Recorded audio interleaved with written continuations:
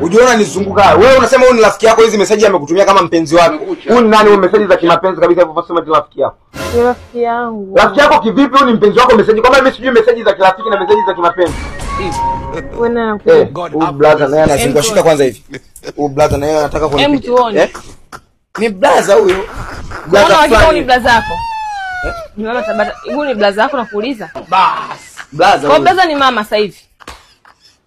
Hiyo ni mama umetoka wapi? Imeandikwa jina mama yangu. Unajizima data?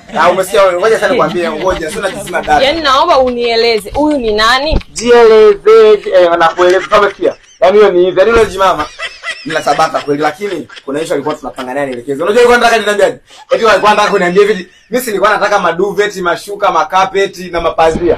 Ndio alikuwa ananiambia kwamba kwa chimbo la bei la nafuu na quality ni mashuka collection kali yako mtaa Swahili na Mtikiti. Sasa hapa ndo kanipigia aniambia ni request niandike mashuka collection. Umeona ndo huyo hapo jimama sasa. Kwa hiyo mashuka si ndio? Mpenzi wangu mbona upokee simu? Mama. Ndio ametuma tena hivyo mpenzi wangu. Kidege naomba unieleze. Naomba unieleze Kidege. Yaani ndio mchanga yake. Afu jua nini mchanga. Yaani yeye kimzoea tu mtu kidogo. Ninaanza kumuita mpenzi. Unajua huyu anamuita mpenzi hata babake.